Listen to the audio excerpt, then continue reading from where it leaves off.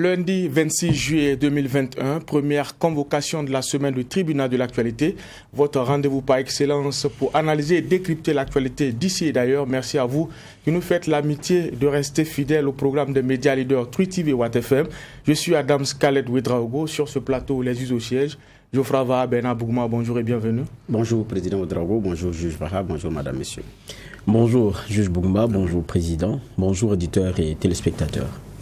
Né de la volonté commune du Burkina Faso et de la Côte d'Ivoire de renforcer la coopération et l'amitié entre les deux peuples, le TAC, traité d'amitié et de coopération, a débuté samedi dernier à Abidjan. Une 9e édition délocalisée et réaménagée. Nous allons revenir sur ce rendez-vous-là, les enjeux et l'analyse des juges pendant cette convocation. Nous allons également nous intéresser au dialogue social.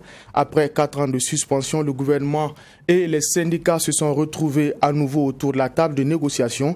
Un dialogue qui a refermé ses portes le 24 juillet dernier. C'est le deuxième sujet enrôlé pour cette convocation et selon le temps, nous allons aborder l'actualité au Mali avec le décès de l'agresseur du président de la transition et ça sera après les avant-propos.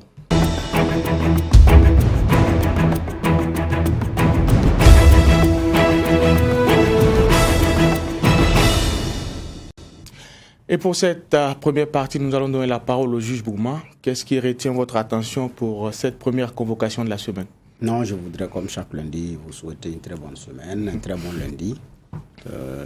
C'est vrai que c'est aussi la saison des pluies, entre temps de pluie et soleil chauffant, parce que aussi c'est les deux. Donc il y a des journées pluvieuses, il y a des journées également très ensoleillées, avec parfois une chaleur torride.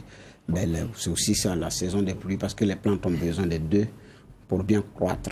Donc on souhaite également que les précipitations puissent contribuer naturellement à une bonne saison de pluie en termes de récolte. C'est vrai que parfois il y a des risques d'inondation et tout. Parfois il y a des inondations, mais c'est aussi lié aussi à l'action de l'homme. Donc quand on regarde les éléments du réchauffement climatique, les explications se retrouvent également dans l'action de l'homme.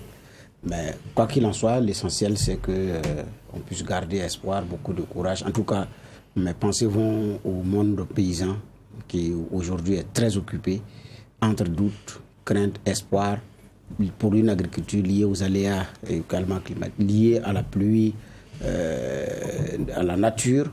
Donc ce n'est pas aussi aisé pour beaucoup. Donc vivement de nouvelles conditions d'agriculture, de nouvelles formules d'agriculture et que la technologie soit également au service de cette agriculture-là. Donc beaucoup de courage à eux. Excellente semaine à tout le monde. Merci, Juge Bougma. Juge Vaha. Oui, merci Président. Mon avant-propos va concerner le Burundi, avec une décision qui a été prise, celle de suspendre le contrat des entreprises minières pour une renégociation, pour que cela soit plus profitable pour le pays. Et quand on regarde, c'est l'un des rares, si ce n'est le seul pays africain qui se permet l'exploitation de ces terres rares. Et en la matière, c'est un pays qui a un potentiel qui est très énorme. Et pourtant, depuis, notamment quand on regarde les chiffres de 2020, il y a plus de 86% de la population burundaise qui vit en dessous du seuil de pauvreté, c'est-à-dire le seuil de $1,9 jour. Et donc, ça veut dire que ça n'impacte pas forcément sur le niveau de vie même des populations. Certains pourront dire que c'est peut-être une question de répartition de richesse, mais je pense que quand ce que vous devez répartir comme cagnotte n'est pas assez intéressant, il faut avoir le courage de renégocier la chose. Et quand vous écoutez les raisons qui sont avancées par la ministre de l'énergie et des mines du Burundi, elle dit ceci: les contrats qui ont été signés ne sont pas en faveur notamment du pays, et à bien regarder, c'est eux qui sont les propriétaires de ce sous-sol-là, et ils ne peuvent pas se contenter de 10% de ce qui est produit. Bon, quand vous entendez les 10%, c'est pas loin de suivre notre regard, ce qu'on perçoit souvent dans les contrats que nous avons et que nous signons. Mais le Burundi dit ne plus pouvoir s'en contenter. Lorsqu'on parle de terres rares et de ce qui en sort, il faut dire que c'est beaucoup utilisé dans l'industrie innovante, avec aujourd'hui l'électronique, je viens d'utiliser de pointe, avec par exemple les véhicules hybrides électroniques qu'on a et tout, donc électriques. Et même en matière d'industrie électronique, ce sont des éléments qui sont beaucoup utilisés, donc vraiment prisés. Et c'est à ne rien comprendre qu'un pays qui en est une richesse et qui possède une richesse en la matière, soit celui-là qui ait du mal à trouver des projets impactants, des projets de développement pour ces populations, en termes de financement, je veux dire. Et donc, pour eux, c'est le moment de régler tout ça, de régler le coach. Et c'est une décision qui est courageuse parce que c'est sous Nkurunziza que beaucoup d'autres contrats ont été pris. Et pour eux, aujourd'hui, ça ne peut pas être possible de continuer ici. Et ce sont 7 entreprises qui sont concernées. C'est des entreprises russes, des entreprises, je pense, chinoises et d'autres entreprises, je pense, elles sont anglaises, mais je sais ma mémoire, elle est bonne. Et je pense que c'est assez courageux. C'est assez courageux. Souvent, 10%, on a l'impression que nous nous retrouvons comme étant des commerciaux sur nos propres sols. Parce que c'est souvent ce qu'on accorde lorsque vous apportez un marché. Nous, c'est notre sol, mais on nous traite comme des apporteurs de marché. Et je pense que ça ne peut pas continuer comme ça. C'est une vérité. Ça ne peut pas continuer d'enrichir d'autres nations à notre détriment. Il y a un courage dans la négociation qu'il faut avoir. Merci, messieurs les juges, pour ces propos introductifs.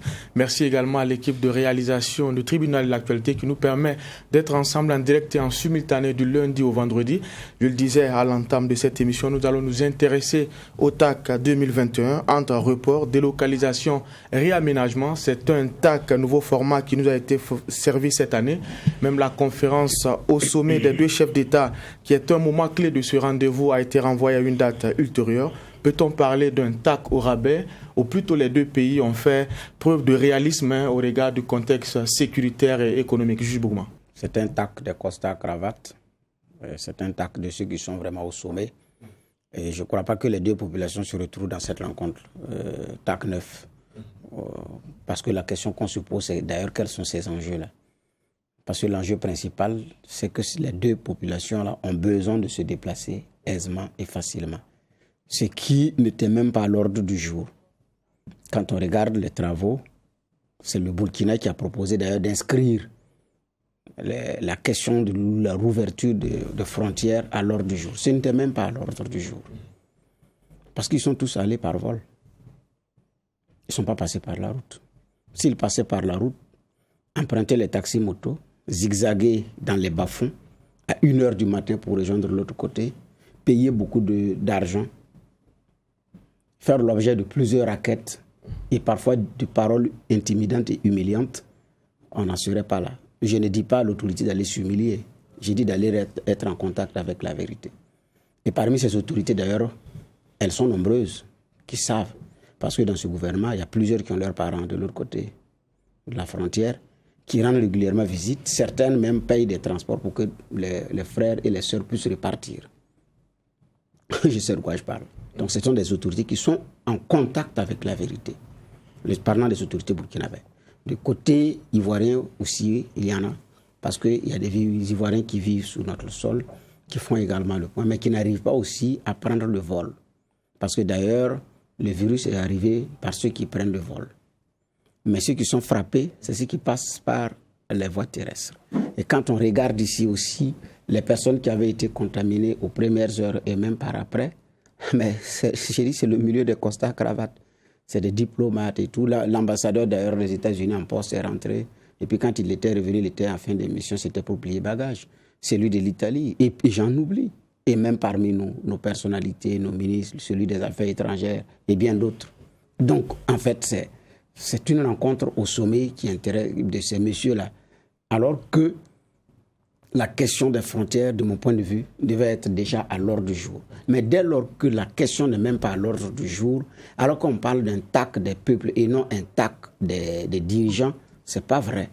C'est ce qui fait qu'il y a une impopularité, il y a même pas d'oreille, cette oreille attentive, du temps où il y avait de l'engouement, il n'y en a plus. Parce que les projets structurants qui devaient être les éléments visibles de ce TAC-là, on ne les voit pas aussi venir. Les lignes ont bougé, mais c'est sur des papiers. La collaboration avec les institutions, la collaboration des centres de formation, sur le plan militaire, sécuritaire, oui. Mais j'ai dit, les projets visibles sur papier aussi ne bougent pas. C'est là, quand vous prenez l'autoroute, c'est Abidjan qui... Ah oui. Ici, est-ce qu'on a même fini les études de faisabilité? On a donné plusieurs rendez-vous pour le lancement des travaux. Ça n'est jamais venu. Donc, aujourd'hui, Il y a ces questions-là. Donc, et puis, sinon, c'est que quand on parle de la maladie à coronavirus, contexte sécuritaire, je suis désolé, c'est faux, c'est pas vrai. Le sommet de la CEDEAO a eu lieu à chose, en plein Covid, c'était où? Au Ghana, sur le Mali. L'UEMOA a eu lieu. On pouvait même faire la rencontre au sommet par visioconférence. Ça peut se faire. On a eu sur le Mali, la première crise malienne. Le sommet, c'était par quoi? C'était pas visio, c'était pas physique. Le sommet du G5 Sahel, c'est depuis la France que Macron a parlé à ses pairs par visioconférence. Il y a une autre volonté, une autre explication que naturellement on pourra en savoir davantage.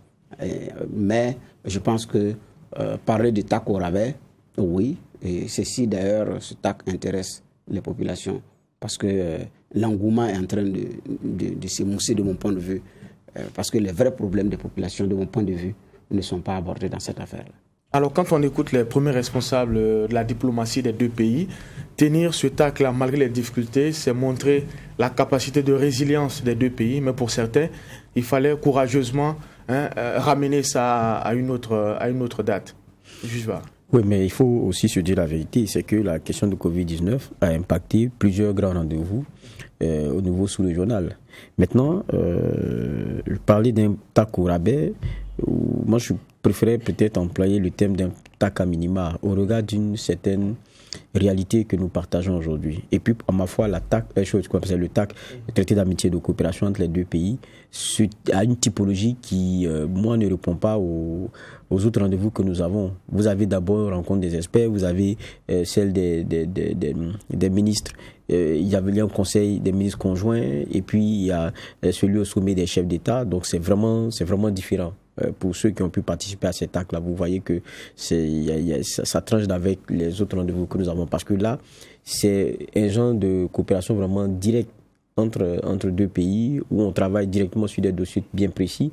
Et c'est vraiment différent. Et puis, tout le long de la période où il n'y a pas de TAC, il y a des comités États qui travaillent ensemble sur les questions qui font l'objet des recommandations et sur lesquelles ils reviennent en termes d'évaluation et tout. Donc je comprends que ça est une difficulté organisationnelle et puis une réalité plus compliquée. Vous vous rappelez, le dernier TAC, c'est quoi, 2019? Le dernier, il a été reporté. C'est la réalité de la maladie à coronavirus. Tout le monde avait peur et puis personne n'avait envie de pouvoir se risquer à un rendez-vous et après se retrouver à gérer des situations qui sont un peu plus compliquées. D'autant plus que la plupart de ces gouvernements même étaient plus que interpellés par leur réalité domestique au regard même de cette pandémie-là. Donc, je pense qu'il faut accepter aussi que le fait que le TAC se tienne soit une victoire. Et c'est ce que je pense de façon très claire. C'est une victoire. On pourrait parler d'un TAC à minima, mais c'est une victoire. Ça aurait pu être reporté. Ça, c'est clair, comme beaucoup d'autres rencontres, ou bien se faire à visioconférence. Je crois que les uns et les autres ont saisi aussi l'obligation de se revoir, de se parler de visu sur un certain nombre de sujets. Maintenant, quand vous avez des rendez-vous qui doivent mettre en branle plusieurs États, je pense que logistiquement, c'est beaucoup plus difficile. Lorsque c'est Côte d'Ivoire et Burkina, des pays où, vous savez, nos ministres là sont très souvent en mission là-bas, les autres ici, on les reçoit des fois à nos émissions et tout. Donc, je veux dire, entre les deux pays, il y a quelque chose de plus, d'abord historique et puis de plus facile à gérer. Donc je crois que c'est un peu dans cette logique-là. Maintenant, c'est clair que dans le contexte dans lequel nous sommes, on ne peut pas avoir le même TAC. Vous voyez, c'était d'abord Yamoussoukro qui s'était prévu, ça a été ramené à Abidjan. Le nombre de jours de travaux des experts, ça a été revu. Et même la rencontre au sommet, ça a été reporté à une date ultérieure. Mais n'empêche qu'il y a une volonté de vouloir continuer à tenir cet élément-là qui est important pour les deux pays. Et je l'ai dit, quand vous regardez à l'intérieur, même quand j'ai dit, il y a beaucoup d'éléments dans le TAC dont qu'on regarde comme ça, mais qui, à travers le traité, de part et d'autre, donnent pour moi, des raisons de satisfaction. Même la question de la fourniture d'électricité, même quand la Côte d'Ivoire était au plus bas dans des problèmes, elle continuait de nous en fournir. Et au regard des engagements qui avaient été pris à travers ce TAC, et c'est pas la première fois. Quand vous regardez aussi les engagements et les rappels qui sont ceux aussi de nos ministres sur certains engagements concernant certains Burkinabés qui sont en terre ivoirienne et certaines difficultés, c'est eu regard à ces travaux-là qui continuent de se faire. Donc je dis, c'est vrai qu'il y a cette réalité de Corona et tout, mais il y a l'obligation de certaines coopérations de continuer. Et je crois que ce qui est en train de se passer à Abidjan, on peut être un peu déçu de ce que ce ne soit pas comme on le veut habituellement, mais il faut accepter qu'on ne soit pas dans les situations habituelles. Et que ça se tienne, pour moi, c'est déjà un bon point. D'accord. Alors, il y a une rencontre annoncée, je crois, demain, entre le président Alassane Dramane Ouattara et son prédécesseur Laurent Gbagbo. Un rendez-vous en plein TAC. Est-ce que ceci n'explique pas cela, notamment le report de la conférence au sommet des deux chefs d'État? Juge Bougman. Président, nous sommes en diplomatie. En diplomatie, tout compte. Entre la rencontre du TAC et la rencontre de Alassane Ouattara, Gbagbo, qu'est-ce qui est plus facile à reporter, puisque les deux sont tous en Côte d'Ivoire. Quand la rencontre se programmait, Alassane savait qu'il y avait le TAC qui allait venir. Il savait. Puisque le TAC est programmé depuis longtemps. Ça est dans les agendas de chaque pays. Et l'année où, comment on appelle ça, quand ça se déroule à Ouagadougou, quand il se quitte, puisque c'est en juillet, le TAC c'est en juillet, en général c'est la mi-juillet. C'est dans le mois de juillet. Tous les deux pays savent les différentes rencontres d'évaluation du comité d'experts pour évaluer également les points. Puis il y a des rencontres qui se font au niveau, chose, comme on appelle ça, séparées. Donc, ministère de la Culture, Commerce, Sécurité. Donc, il y a des rencontres souvent qui se tiennent, même pour évaluer la mise en œuvre des recommandations issues des TAC. Ça se fait entre les deux pays. Et donc, ces rencontres-là se tiennent régulièrement. Donc, le point est fait. Donc, Alassane savait qu'il y a les TAC, la rencontre des TAC, le traité d'amitié et de coopération. Il savait. Mais ça n'a pas empêché que la rencontre soit programmée. C'est-à-dire que ça n'allait pas avoir lieu. Ça n'allait pas avoir lieu. Et il a préféré faire un choix. Mais en même temps, la rencontre des ministres, c'est aujourd'hui. Demain, c'est le conseil des ministres conjoint, présidé par les deux premiers ministres. Mais la rencontre Alassane Gbagbo fera de l'ombre aux conclusions de ce traité d'amitié et de coopération. Pourquoi? Il y a un choix qui a été fait de faire un TAC au rabais ou à minimum, c'est selon, mais la volonté que les TAC se tiennent dans ces proportions, ça a été naturellement calculé. Sinon, ce n'est pas fortuit. Puis Alassane sait que c'est un rendez-vous. Le Burkina sait que c'est un rendez-vous. Rochmar Christian Kaboré, en établissant son programme, sait que dans le mois de juillet, à telle période, le traité d'amitié et de coopération aura lieu à Abidjan. J'ai dit, entre les deux pays, ce n'est pas la logistique, même dans ce contexte de coronavirus, pour que la rencontre se tienne. Le G7 s'est tenu. Les autres, comment on appelle ça, les autres rencontres se tiennent. J'attends septembre pour voir si, pour cette année encore, comment on appelle ça, le sommet, l'Assemblée générale des Nations Unies va être reporté ou en visio. J'attends, c'est parce que c'est en septembre, on attendra de voir comment est-ce que ça va se dérouler. Mais les grandes rencontres à l'échelle mondiale ont eu lieu. Même le Festival des Cannes a eu lieu. Donc ce n'est pas une rencontre entre... Et puis les ministres burkinabés et les ministres ivoiriens sont combien? Avec les experts au total et la presse. Par rapport au corona à régler et tout, c'est pas la mer à boire. Donc j'ai dit, il y a d'autres problèmes, d'autres raisons qui expliquent la non-tenue de la rencontre au sommet. Ce n'est pas le contexte sécuritaire ni la maladie à coronavirus seulement. Les raisons, elles existent. J'ai dit bien même que pour l'ouverture des frontières, c'est le Burkina qui a demandé que ce soit inscrit à l'ordre du jour. Ce n'était même pas à l'ordre du jour. Alors que les retombées des TAC là, c'est pour les populations, c'est pour les peuples. Ça, il ne faut pas qu'on se leurre. Donc, une rencontre entre les deux, donc Gbagbo et Alassane, qui se tiennent en marge de la tenue du Conseil des ministres conjoints, alors que même cette rencontre, mercredi, c'est le Conseil des ministres, elle peut être programmée jeudi, elle peut être envoyée vendredi ou même la semaine prochaine. Ce n'est pas le calendrier qui manque de date pour que Alassane fixe sa rencontre. Mais en même temps, en tenant cette rencontre en marge des TAC, sur le plan diplomatique, ça dépend de quel intérêt maintenant j'accorde. Parce que les deux pays ne sont pas au même niveau. La Côte d'Ivoire, c'est une force économique. Là, il ne faut pas qu'on se leurre. les statistiques parlent d'eux-mêmes. Le port d'Abidjan tourne à plein régime. Les camions remorques burkinabés vont et viennent avec la marchandise. Donc, c'est-à-dire que les retombées économiques du port, la Côte d'Ivoire en bénéficie. Le trafic routier, la plupart des compagnies de transport de personnes donc, qui font la navette entre Abidjan et Ouaga sont des compagnies burkinabées. Les compagnies ivoiriennes font rarement la traversée de la frontière. Donc le coût économique sur ce tronçon-là, mais qui perd. Donc il est clair que les réalités ne sont pas au même niveau. Le train marchandise, lui, tourne à plein régime. Mais je pense aussi qu'il faut avoir le courage de dire, la réalité c'est que le climat entre les deux chefs d'État, d'un point de vue, et de ce que j'ai comme info, le climat n'est pas au beau fixe. Dû à plusieurs facteurs, et notamment le dossier Blaise Compaoré. Tout porte à croire également que la dernière sortie de M. Diabré, quand il est allé dire que ce n'était pas, c'était pas sur ma demande, mais c'est à la demande des autorités ivoiriennes, et j'ai accepté d'y aller, ça fâchait quand même Abidjan.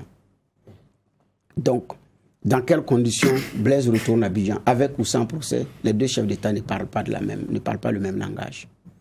Donc maintenant, qu'est-ce qu'il faut faire? Il faut sauver les meubles sur le plan diplomatique. Mais j'ai dit que s'il n'y avait pas la rencontre entre Alassane et Gbagbo, on pourrait comprendre. Mais la même rencontre se tient le même jour du Conseil des ministres conjoints pour un TAC d'un autre niveau. Il y a effectivement que les vraies explications du report de la rencontre au sommet sont à chercher ailleurs plutôt que le contexte sécuritaire et coronavirus. D'accord. Parce que quoi qu'il en soit, les deux premiers ministres sont dans ce contexte sécuritaire et coronavirus. Il manque les deux présidents, qui d'ailleurs se rencontrent dans les différents sommets. Alassane et Kaboré se rencontrent dans les autres sommets. Donc, je ne vois pas où se trouve le problème qu'à Abidjan, la rencontre au sommet ne puisse pas se tenir. J'ai dit, il y a d'autres explications que sur le plan diplomatique, ça ne peut pas être dit.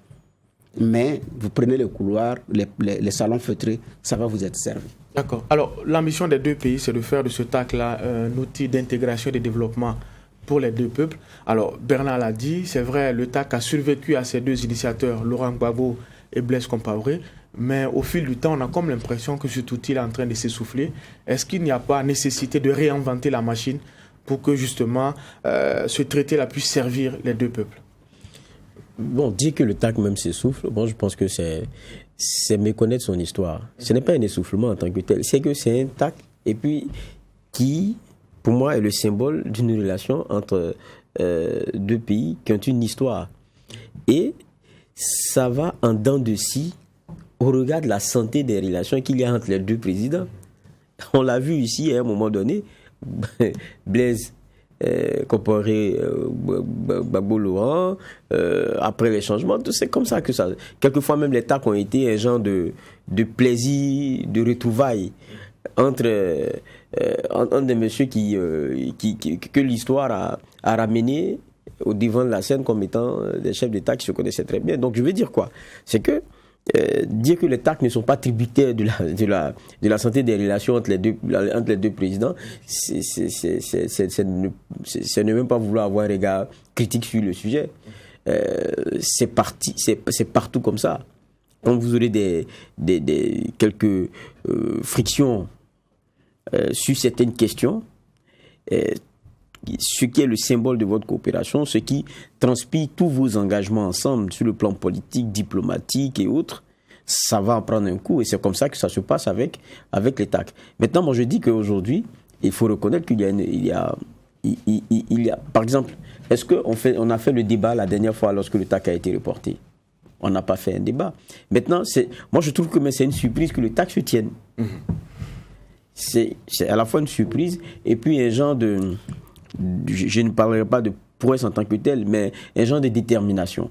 Comme le disait Rwanda à son ouverture lors des travaux d'il y a 2 jours. C'est ce que je pense, c'est un genre de détermination. Maintenant, la réalité, c'est que, j'ai dit encore que chacun des pays a ses affaires domestiques. Et vous pensez que, comment il s'appelle, Alassane Ouattara, il est pris à la gorge depuis que Gbagbo Laurent est venu. Toute la question était de savoir quelle est l'ambition politique de ce monsieur, ou bien il ira à Mama pour ses petits congés.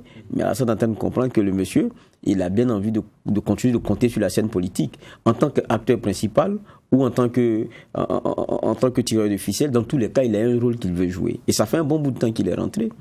Et quand vous regardez, c'est vrai que Bernard dit qu'on peut le recevoir à Abidjan quand on veut, mais quand il est rentré, il s'est fait fort d'aller saluer d'abord ses anciens amis qu'il avait du côté de la RDC. Après, il est revenu et tout. Donc, je veux dire que tout le monde se pose la question, à quand cette rencontre-là? Mais et c'est ce que je pense. Hein. C'est clair que cette rencontre, ça met c'est-à-dire d'un point de vue cristallisation des attentions, ça va jouer sur l'aura d'un TAC qui est même à minima déjà. C'est ça le problème. C'est un TAC qui est déjà à minima.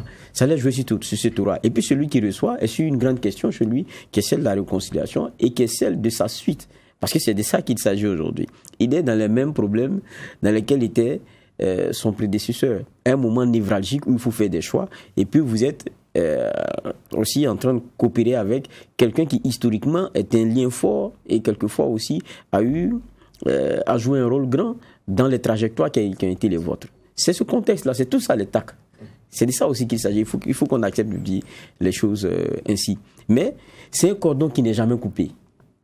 Parce que c'est toujours un fil qui est gardé et à un moment venu, ça va toujours vous servir. Que ce soit pour la Côte d'Ivoire, quelle que soit son assise dans la sous-région d'un point de vue économique, mais aussi pour le Burkina, pour ce qu'il représente aussi en termes de pression diplomatique et sur un certain nombre d'éléments. Donc pour moi, c'est toujours un cordon que chacun garde parce qu'il le trouve intéressant. Maintenant, c'est clair, je suis d'accord avec Bernard qu'il y a des frictions aujourd'hui. Il y a des points sur lesquels on sent que les deux chefs d'État hésitent à se froisser, parce que s'ils vont plus loin, ils vont se froisser là-dessus.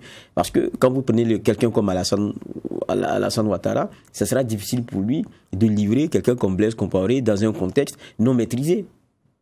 Mais ça, ce sera une question qui va fâcher. Le relationnel entre Blaise Compaoré, l'ancien président burkinabé, et Alassane est très fort. Il sait ce qu'il lui doit. Et sur certaines questions, ça ne va jamais être simple. Alors que on sait aussi la pression qui est mise en interne ici pour certains, sur le plan de la réconciliation nationale, un genre de pardon, et pour d'autres, sur la réalité d'une justice qui doit être rendue, qu'on puisse entendre sur certains dossiers. C'est une réalité. Et regardez aujourd'hui, ce qu'étaient devenus certains pays, c'est ce que le Burkina, la Côte d'Ivoire, même le Burkina l'a été à un moment donné, celui qui était la terre d'asile de la plupart de ceux qui avaient leurs problèmes et qui étaient recherchés dans leur pays. On les retrouvait à Ouaga. Aujourd'hui, c'est à Abidjan qu'ils vont. Fils maliens, fils ceci, fils cela, ils sont tous à Abidjan aujourd'hui. Et c'est ces frictions-là que gère aujourd'hui Alassane avec beaucoup d'autres pays. Mais je dis, pour revenir à la question du TAC, pour moi, c'est déjà de la témérité que ça se tienne.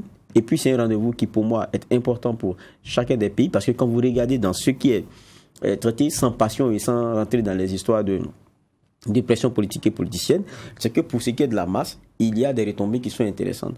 Parce que sans le TAC aussi, il y a beaucoup de questions qu'on n'aborde pas.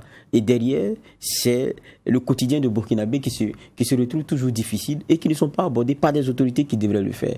Et je crois que ça, c'est très important. Il ne faudrait pas qu'on perde cela de vue. Et donc, c'est toujours bon, même quand on a un TAC à minima, au moins qu'il se tienne. Maintenant, dans le jeu politique, c'est vrai que ce qui est reporté, et ça c'est rare d'ailleurs, je pense que c'est la première fois qu'on a la rencontre des chefs d'État là, qui est reportée à une date qu'on ne connaît même pas d'ailleurs. Donc ils vont faire tout le travail et après on aura ce rendez-vous là. Peut-être ça c'est le temps aussi de baliser certaines choses. C'est le temps d'arrondir certains angles.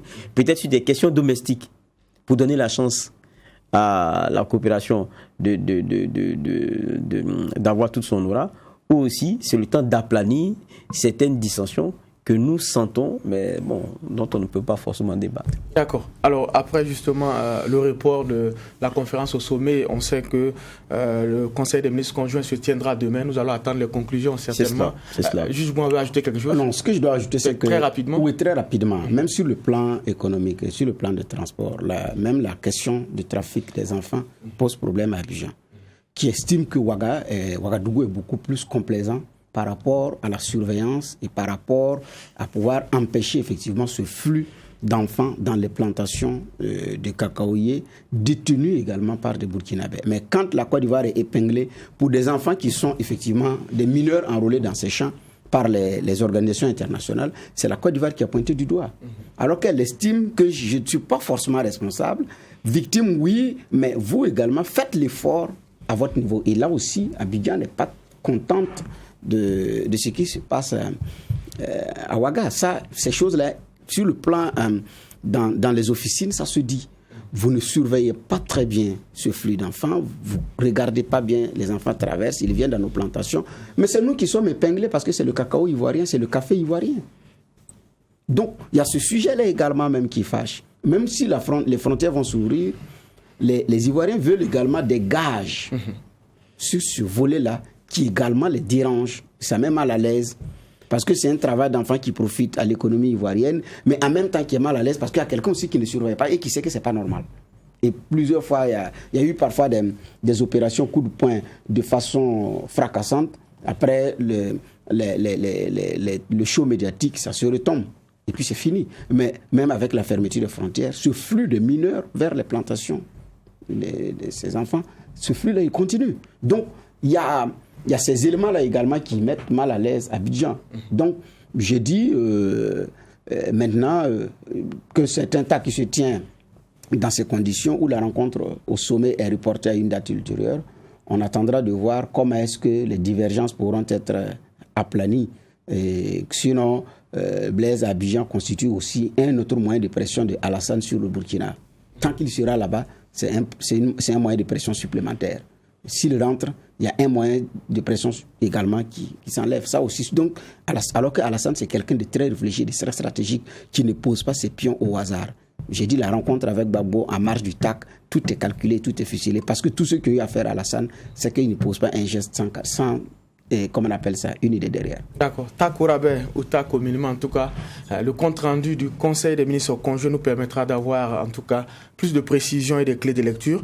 Après les questions de diplomatie et de relations bilatérales, nous allons parler de dialogue social, et je l'ai dit, du 19 au 23 juillet dernier, le gouvernement burkinabé et les syndicats se sont retrouvés autour de la table de négociation. À l'heure du jour, nous avons les différentes préoccupations et cela intervient après 4 années de suspension.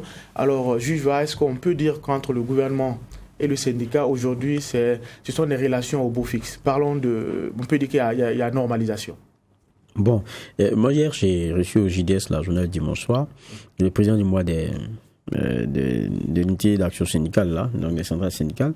Et quand vous l'écoutez, c'est-à-dire que les 4 ans, sans qu'il y ait eu des discussions donc entre les deux fronts, tient d'une réalité, c'est l'IUTS.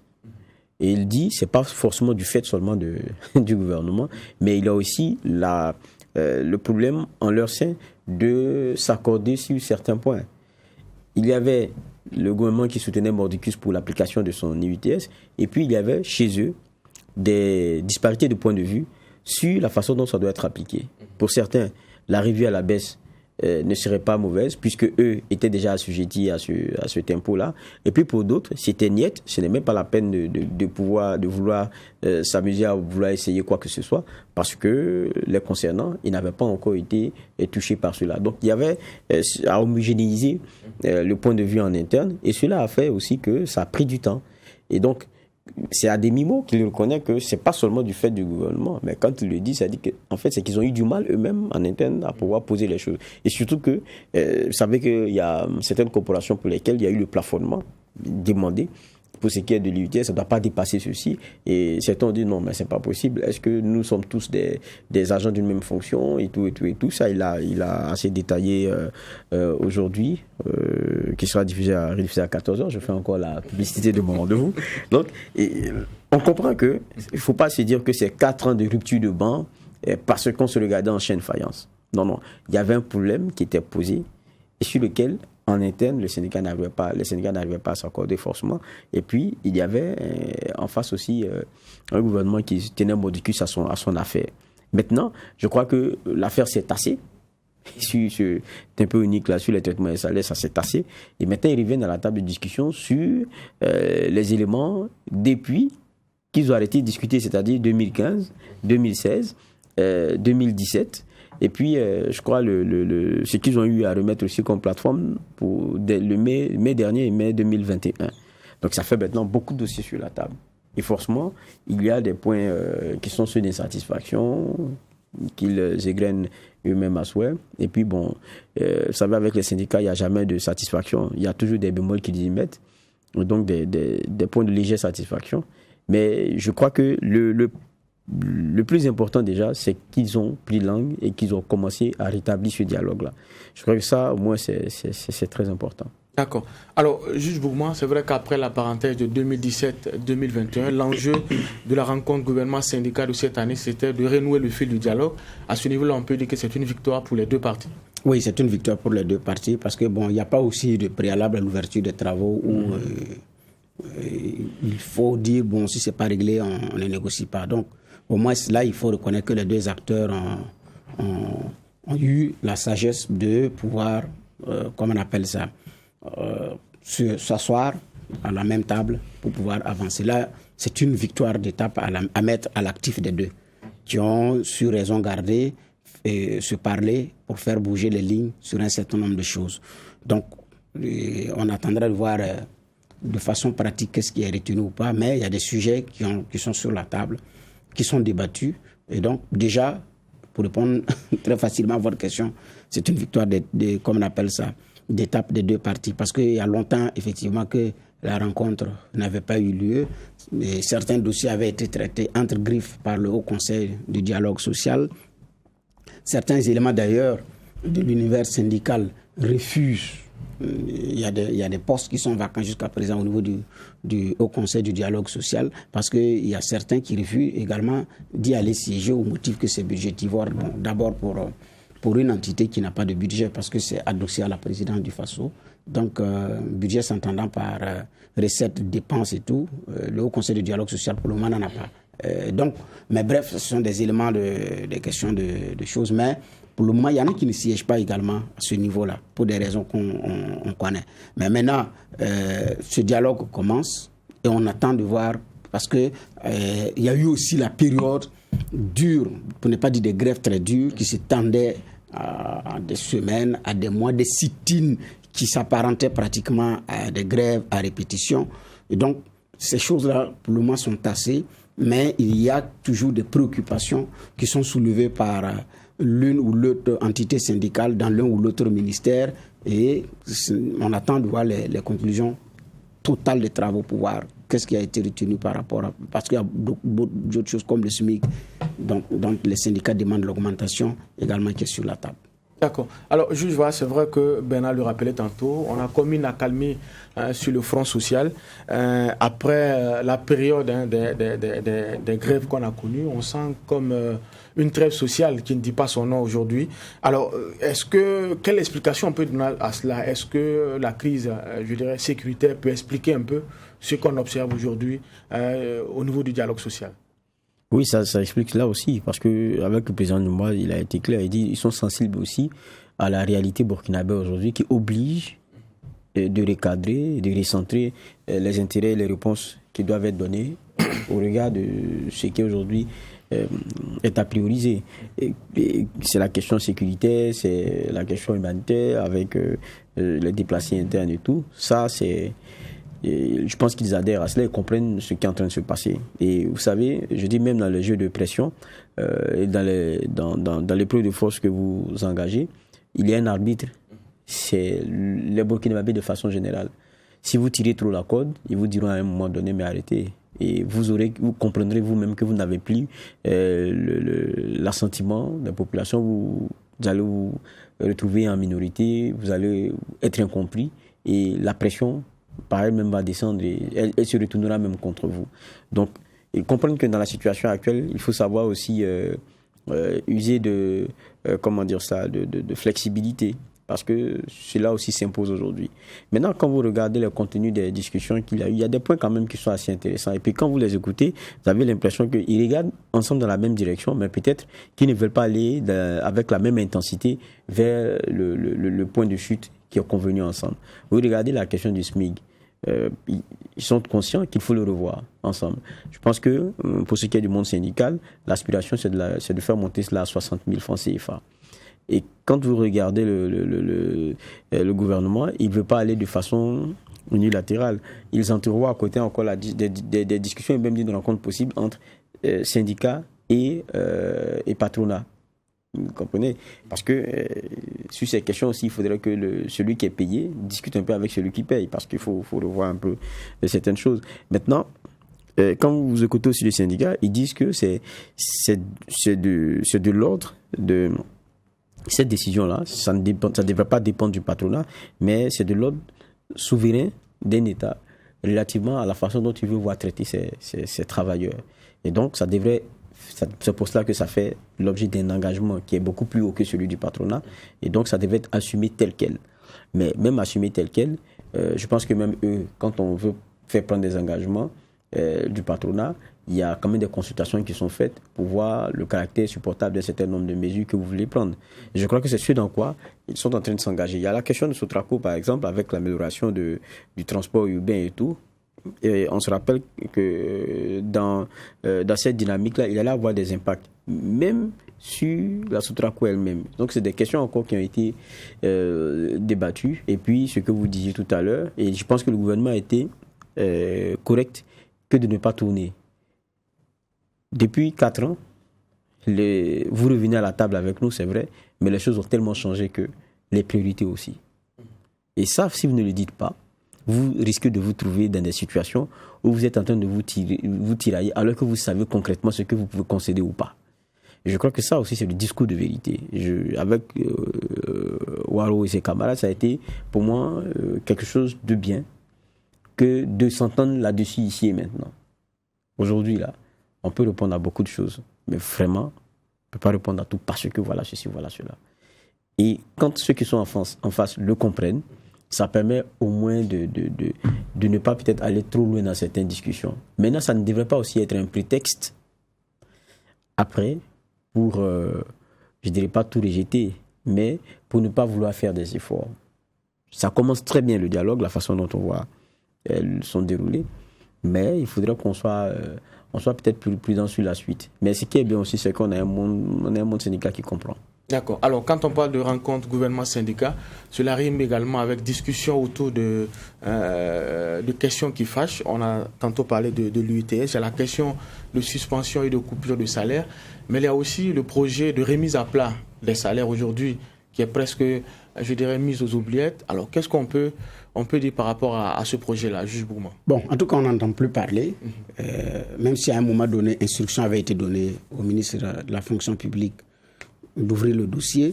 Des travaux avaient été faits, des propositions avaient été faites, mais c'est les calculs au niveau de la grille, c'est à ce niveau-là que les choses avaient beaucoup coincé. En tout cas, on en parle moins, parce qu'à l'intérieur, au moment où la discussion se continue, parfois au détour d'un conseil des ministres, vous entendez tel corps a eu, comment on appelle ça, tels avantages par rapport à statut particulier, statut spécifique, statut autonome, statut.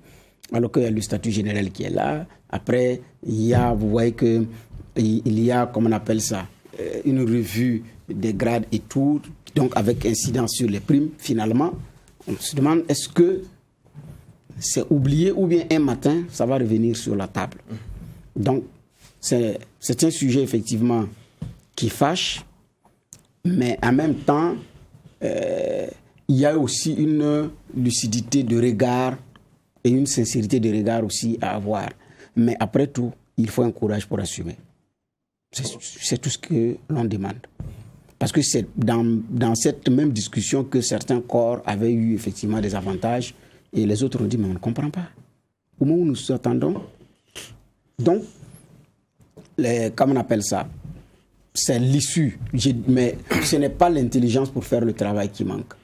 Mais à la conclusion, il y a le courage d'un politique d'aller au-delà d'un certain seuil, d'aller au-delà d'accepter franchir un pas. Je pense que c'est beaucoup plus des questions de courage politique pour pouvoir y aller. Mais est-ce que c'est totalement rangé ou bien ça va revenir à la surface?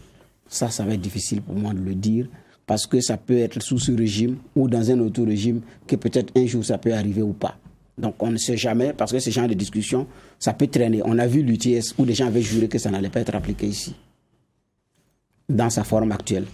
Le syndicat a même quitté la table de discussion à un moment donné, permettant au gouvernement de caler des choses à sa guise. Donc, parce que l'argument aussi qui avait été mis sur la table en son temps pour dire c'est difficile de revenir là-dessus, c'est que la loi de finances avait été déjà votée et c'est contenu dans la loi de finances. Venez à la table de discussion, il y a des choses qu'on peut concéder à pouvoir prendre en compte dans la prochaine loi de finances. Ou bien on relit la loi de finances, c'est-à-dire on repart à l'Assemblée nationale par rapport à ce qui était en train d'être appliqué. Mais bon, la négociation n'a pas eu lieu.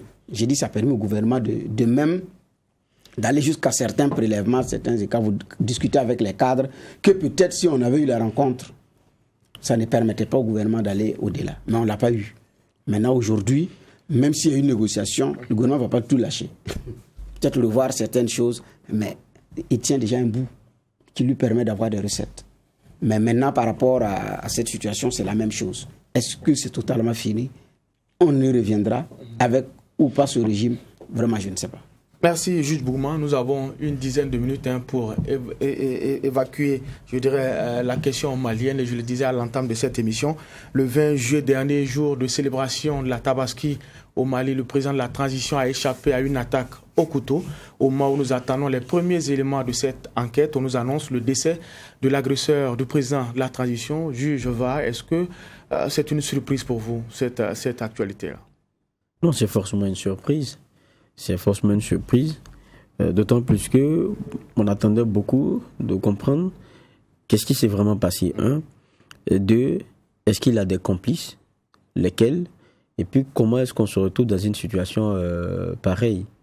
Maintenant, voilà qu'on a, on va dire, le témoin clé de l'affaire qui est parti. Et là, du coup, ça suscite beaucoup de questions. Est-ce qu'il fallait vraiment croire en ce que nous avons vu? Est-ce qu'il y a eu vraiment un complot ourdi? Est-ce que c'est pas la seule personne qui était concernée en définitive dont le cas a été réglé? Qui a réglé son cas? Pourquoi? Et puis, comment est-ce que quelqu'un qui est en garde à vue peut se retrouver à l'hôpital et puis après, qu'on nous apprenne qu'il soit mort comme ça? Maintenant, quand vous dites surprise, vous savez, on ne tente pas de tuer un président en Afrique comme on s'amuse à gifler un président ailleurs. Et après vous écopez de mois de prison ou de quelques mois de prison et puis après avec sursis et tout, et puis vous vous retrouvez libre. Et c'est vrai que là on n'est pas dans les mêmes affaires. Mali, c'était une tentative de meurtre. Mais je dis, quand vous êtes arrêté, il y a des droits que vous avez et puis il y a l'autorité qui vous garde. Parce que le principe, c'est garde à vue. Je pense que le thème, il est bien clair. Donc, il y a ce que la personne qui est derrière les barreaux là, il est responsable de ce qui pourrait lui arriver ou quoi que ce soit. Mais sous nos cieux, c'est un peu différent. On a des gardés à vue dont on ne sait pas ce qui s'est passé les concernant alors qu'ils étaient à vue, gardés. Donc ça pose le problème d'un certain nombre de droits qui ne sont pas respectés. Et après, ça jette le discrédit sur tout le monde. Mais quand vous regardez pour ce qu'est la question malienne, avec la spécificité du Mali dans ses réalités aujourd'hui, c'est pas surprenant qu'on en arrive à ce que celui qui a attenté à la vie du président ne survive pas. Mais ça pose toujours le problème du respect d'un certain nombre de droits. Et ça remet même en cause le problème, c'est ça, fondamental, sur est-ce qu'on en voulait vraiment à la vie de Goïta. Si cela était vrai, quels sont ceux qui ont comploté? Ça remet beaucoup de choses en cause. D'accord. Alors, selon le communiqué officiel, l'agresseur a fait une crise et a été évacué à l'hôpital Le Point G et après est décédé. C'est un communiqué qui a du mal à convaincre quand on lit aujourd'hui les réseaux sociaux et certains commentaires. Juge Bourgman. Non, dès les premières heures, il y en a qui n'ont pas cru et qui sont toujours dans cette posture. Après aussi avoir visionné, parce que après la vidéo de l'agression a circulé, donc continue d'ailleurs de circuler. Donc beaucoup étaient convaincus que c'est beaucoup plus un pur montage, juste pour redonner de la popularité ou de je ne sais pas moi à Goïta. Effectivement, mais avant l'annonce du décès, on a vu les informations qu'il a repris connaissance parce qu'il s'est profondément endormi à cause des produits qu'il aurait ingurgités avant effectivement de passer à l'acte. Et donc après, monsieur est rentré dans un sommeil profond et qui avait momentanément suspendu la procédure. Sans qu'on le sache, il a dormi pendant 2 jours ou 3 jours. Combien d'heures a-t-il dormi sous l'effet de ces produits-là? Et donc, les premiers éléments également disaient que c'est quelqu'un qui est, comment on appelle ça, habitué au maniement des armes blanches, donc qui manie bien le couteau et n'était pas enseignant. Contrairement à ce qui avait été annoncé, que ce n'est pas un enseignant, mais c'est quelqu'un qui est rompu à la manipulation des armes, donc des armes blanches, mais qui n'agirait pas seul et qui était certainement en intelligence avec d'autres personnes. Et même après le décès, le communiqué a précisé que au regard des avancées et de l'implication de certaines personnes, donc c'est-à-dire n'agissant pas seul, les enquêteurs disposent également d'éléments pour poursuivre l'enquête parce que il a parlé et il n'a pas agi seul. Donc ça veut dire que même avec sa disparition suspecte et dans ces conditions, effectivement, l'enquête se poursuit. Donc nous sommes dans d'autres registres, dans d'autres pays. Ailleurs c'est une gifle, ici c'est une attaque au couteau. Donc et Geoffroy disait que le témoin clé, non, c'est le principal acteur qu'on a vu. C'est vrai qu'il est même temps témoin, il est acteur. Maintenant, il y a eu des gens qui ont assisté à la scène, mais bon, ils disent que les éléments d'enquête ont parlé, on attend de voir. Mais en même temps aussi, il y a aussi la protection de ces personnes-là, gardées à vue et qui, comme on appelle ça, qui décèdent dans ces conditions. Qu'est-ce qui s'est passé? Et quel produit avait-il pris à telle enseigne que son sommeil perturbe même la tenue de l'enquête, et c'est quand il est revenu à lui-même que les enquêtes ont repris. La durée n'a pas été précisée, la nature des produits non plus, mais ils ont mis que c'est des produits psychoactifs, qu'il a pris ces produits pour pouvoir passer à l'acte. Et ça a empiété sur l'enquête. Mais le Mali doit également en tout cas fournir des explications par rapport à une telle situation. D'accord. Alors, juge Vara, c'est vrai que l'agresseur, sinon le suspect numéro 1 aujourd'hui décédé, mais l'enquête suit son cours. Alors, la grande question demeure, qui en veut à Assimi Goïta? Non, c'est même pas que ça. C'est que la situation dans laquelle nous nous trouvons aujourd'hui, c'est que tout ce qui est élément donné par l'agresseur, ce sera la parole de celui qui l'a entendu contre qui. Vous savez, c'est ça en fait tout le problème. Vous savez, quand la personne est toujours en vie, vous avez encore une chance d'avoir une contradiction de ce qui sera dit ou une confirmation de ce qui sera dit. Mais là, il ne sera même plus là pour dire que bon, c'est pas ce que c'était pas mes témoignages ou bien que ce sont vraiment mes témoignages. Donc du coup, à quelle histoire on va croire et quelle est l'histoire même qui nous sera servie? C'est ça en fait tout le problème aujourd'hui. Et puis quel crédit on aura vis-à-vis de cela? Je pense que c'est la grande question. Si l'élément central ne peut plus être là pour infirmer, confirmer ce qui nous sera donné comme étant son témoignage, ça sera difficile en matière de... Et en la matière, quand il y a dans des complots pareils, et surtout qu'on nous sait la réalité de ce que c'est fort probable qu'il ne soit pas seul, ça veut dire que ça laisse maintenant la porte ouverte à des accusations. Maintenant, comment prouver que c'est le monsieur qui vient de partir là, qui a cité vos noms? That is a question. D'accord. En tout cas, attaque 2021, reprise du dialogue social, gouvernement, syndicat et la mort de l'agresseur du président de la transition, Assimi Goïta. Voici les 3 sujets qui étaient enrôlés pour la présente convocation. C'est ici que nous allons mettre un point final à cette émission. Merci, messieurs les juges, pour les clés de lecture. On se donne rendez-vous demain pour le même exercice, poser un regard critique sur l'actualité. Mais en attendant, restez fidèles au programme des médias leaders, Truy TV et Watt FM.